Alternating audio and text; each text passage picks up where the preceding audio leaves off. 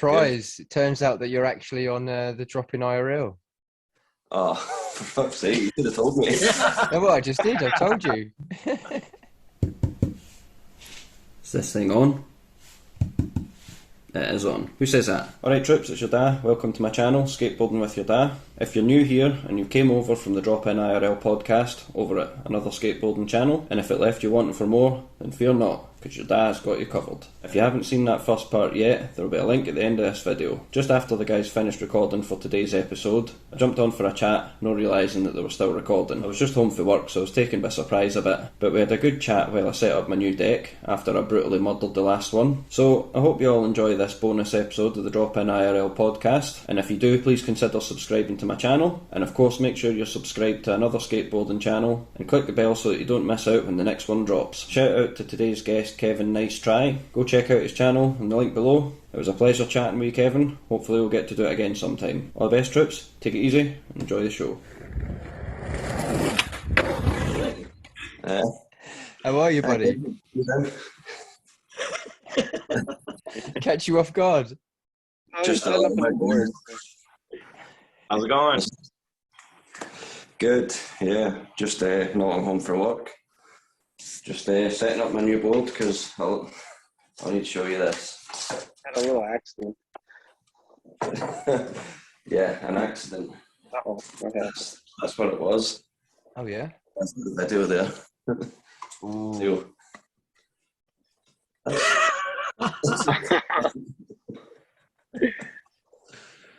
Temper, temper. That was definitely like a tail slide to fakie, right? Yeah, That's right. Yeah. Like tail slide to fakie. Slipped out, landed a little on bolts, and it happens, man. It happens. yeah, Yeah. yeah. It's not the end of the world. That damn 12 set, huh? I'll never forget when I made that twin tail video. I had the worst day ever. We've all been there where like nothing's working out and your deck, you know it's the deck. Like I knew that like this deck was just not working out. And I stopped it and I put it in the video because we've all been there where like you're just over it and you focus a board. And I got like so many, I got a few comments, just not so many, just a few, but like I got some comments being like, wow, dude, can't believe like after 2 tries you just focus your board. And I'm like, dude, I didn't put the 13 other tries in there where I'm just like struggling and the you know what I mean? Like I cut all that stuff out where I'm not landing anything because my deck, and it's we've all been there. Yeah. Oh yeah. Nearly everyone. I'm still a virgin at breaking boards, mate. I haven't broken a board since I started skating. No, me neither. Never snapped one. Never even on purpose? No, I've never snapped a board, man. Oh, when I was younger, I did, but not now. Not since I started again when I was older. You started paying for them yourself. I thought for sure once I switched to the 8-inch board, I would start breaking them, you know? I was like, dude, I'm going to land wrong, and my size 12 foot's just going to go right through that middle of the board. But I surprisingly haven't broken a single board since I switched to 8. Right? Yeah. What were you on before? I was running like 8.5s for a long time. Then I went to an 8 and an 8, and then now I'm on an 8. So, right. So you went the other way. I skated 7.75s for as long as I can remember, pretty much. Like, right well, back I grew up in the 90s, so I started on the 7.5, 7.75 trend for a long time. Or, well, I started skating in the early 2000s, I mean, but yeah. you know, when those were the sizes, 7.5, 7.75. 8 was like big back then. Yeah. You never saw like, 8s. Yeah, but then like over the past, I don't know, like 8 years or something, I was riding like bigger boards and everyone thought I was crazy. They're like, dude, why are you riding 8.5s? Like, you're wild.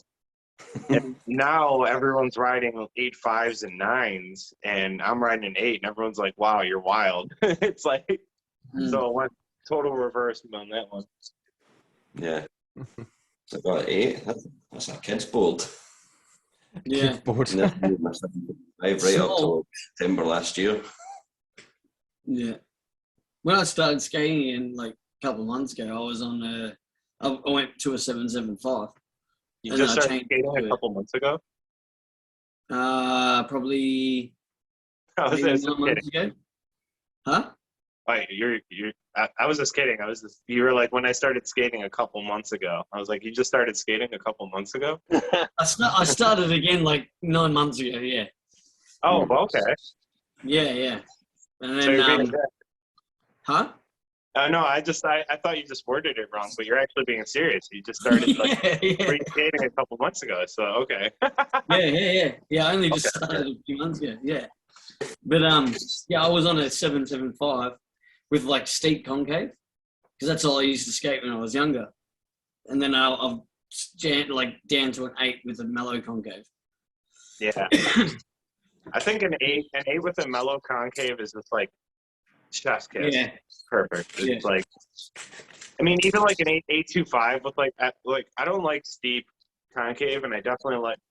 Have you guys seen the like hockey boards or like FA boards? No. Yeah. They have like these gigantic noses that are just like super blunt and like squarish almost.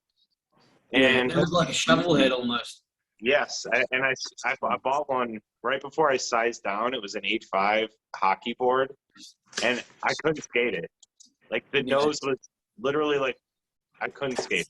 It was too big. I don't know how people skate those. I tried it at 8125 or 812, whatever you want to call it. Yeah. And in that, like, it felt really good and I felt really planted, but it was just that too big, like slightly too big. Yeah. Where on the 8, it's like real nimble and I can flick it real nice and yeah. You know what's funny too is that like when I was editing the video with the two boards, honestly, like you can't really like decipher. It's hard to tell what size I'm on.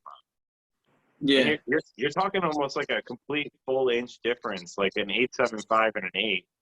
And I'm doing like the same trick back to back, but they look both the same. And unless you're really paying attention and like see like the color of the bottom of the board when I'm doing the ollie and stuff, it's hard to tell. Like I thought it would be like a substantial, noticeable difference.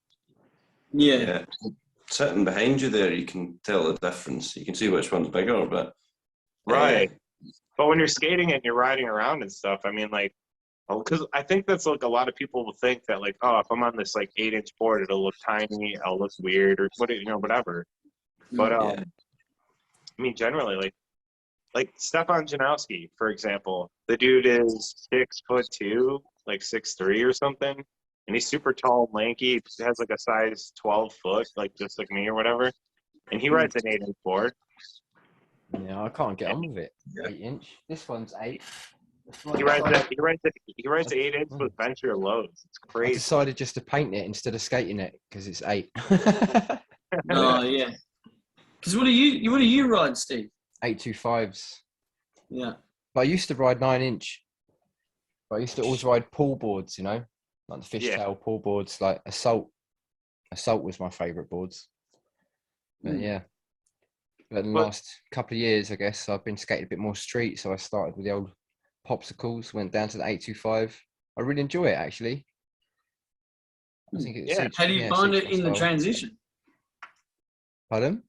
How do you find it? How did you find like transitioning from the two boards? Because like that's a big difference. It was really weird. It was really weird because at that point I was pretty much still skating only bowl. So it was a bit weird, unstable at first, but now I've started skating street and stuff as well, so it's more fun. But my guess is though, like maybe after like 2 or 3 sessions, it started to feel pretty good, right? Oh yeah, you don't even notice a difference after a few sessions, you know. Because I feel like that's like a lot of people are generally pretty concerned about like, oh man, like what if I buy this? Like, because when you size down or size up, you have to like buy new trucks. You know what I mean? It's like it's a relatively big expense to like size down or up. So it's usually a pretty big decision. But at the end of the day, like what I always like told people in my videos and stuff, it's like the same exact thing when like if I'm skating a vulcanized shoe and I buy a cupsole, you know, it's like, yeah, it'll feel weird for like an hour or two or maybe a session or two, but like eventually, like, you know, you get used to it just like anything else. And the same thing with the decks. It's like you'll adapt and it'll work. You know what I mean? Like, it's not, I mean, when I sized down from an 8.5 to an 8, like, I think it was a couple hours or maybe 2 sessions where it was like, it felt a little weird. And now when I go to the bigger board, it feels insane. I'm like, when I grab that 8.75, I'm like, dude, where's the bowl at? You know? Yeah. Where's the slappy curve? Where's the bowl? Like, that's what that's for, you know? Proper. Yeah. That's sick, man. So what deck are you setting up? It's upside down. It's called Was That Switch? They're quite a small company. Oh, yeah. You showed that. You You had that on the one episode. Yeah. Yeah, I remember. See, I watched. Yeah. Yeah, it's good stuff, man. It's good. It's good quality content. You should all be subscribed. Yeah. Thanks, man. Subscribe. Click that button there. It improves your knowledge. Subscribing. I'm gonna shamelessly plug for you guys, dude. Yeah. My man. Man, you gave us a lovely plug today on your video, mate. Dude, it's I that's not me being like assholes or anything, man. Like I generally woke up this morning, was like, oh, I got the notification that you guys were premiering the video. I popped that on with some coffee, man, and I was like, dude, this is a sick video. And I got stoked to go skate. And I was like, hell yeah, man. Like, I need more stuff like that on YouTube. I don't know if you guys can relate, but it's cool watching like Kyle Walker fly over a huge bump to bar and all this shit and grind a 50-foot rail and all this stuff. But that doesn't get me necessarily pumped to go skate because I can't do that stuff. I don't relate to it. So like when I see like some dudes that are just ripping at the park or like doing tricks that are like feasible to me, that's what gets me hyped up. Like I'm like, oh, I want to try that, or like, oh, that looks like fun. Like 100%. It kind of feels like you're skating with your homies, but you're like, like different parts of the world kind of thing. Right. Like I want to see someone do like a front Smith front shove and be like, dude, that was sick. Like I can't necessarily relate to someone like front Smith and 12-stair handrail. I don't know how that feels, and I'm surely not going to get stoked to go out and try one. Yeah. I got to work at Monday, you know? I can't break myself off. Like, I don't get paid for this shit. Yeah. You're just doing it for fun, really.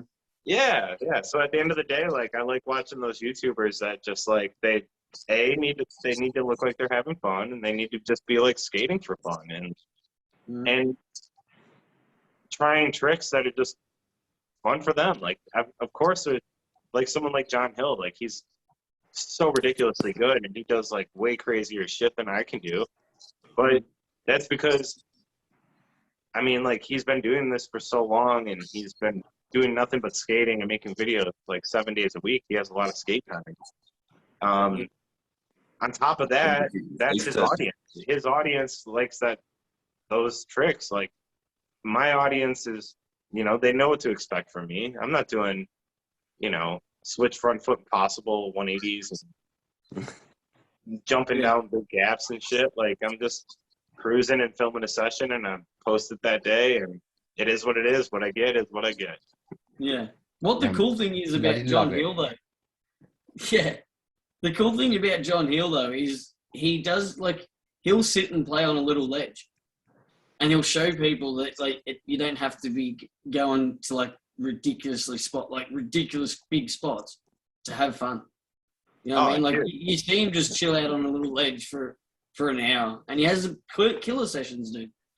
Dude, some of my favorite videos, he's like, "Yo, I'm gonna just skate this flat bar in this like tennis court," and he just like murders the flat bar. But it's like that's the kind of stuff that gets me hyped. Is like he'll do a trick in there, and I'm like, I never thought of trying that. Like that looks feasible. You know what I mean? And like it gets me hyped to go out and like try something new or learn something new. Whereas like there's like watching like Kyle Walker's part or like some of these crazy parts that have came out lately. It's like they have a place and it's like super awesome to watch.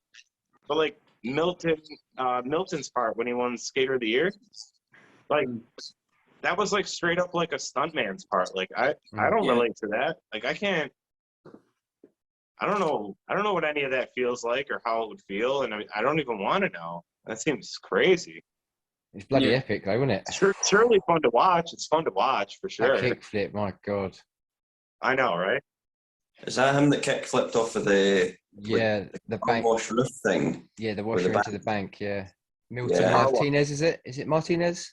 Yeah. Yeah, Wow. Yeah. kickflips a car wash. They skate stop that now. They put a rail at the bottom of that bank. Did Yeah. Uh-huh. That Perfect. spot's RIP. they? Just to go there, lift the Won't curb take and long start before skating the people are rail. cutting the rail. What's that?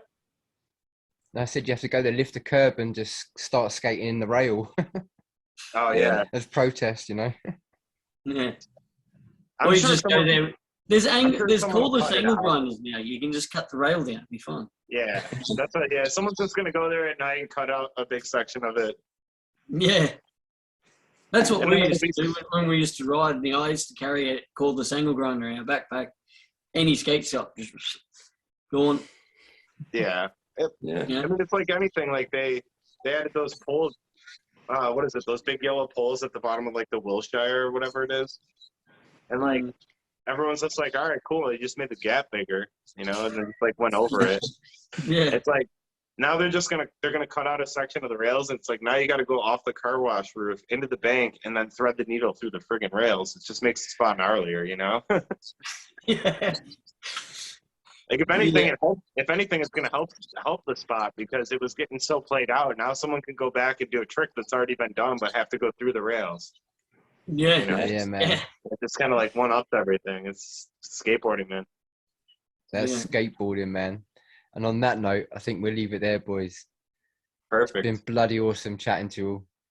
Kevin, you're a legend. Yeah. Thank you so Kevin. much for coming on and chatting to us, man. Thank you guys for shouting out my channel in the last or two podcasts ago. I appreciate it, and thank you guys for pumping out awesome content, man. I Thanks, man. enjoy watching all your videos, and I will continue to do so.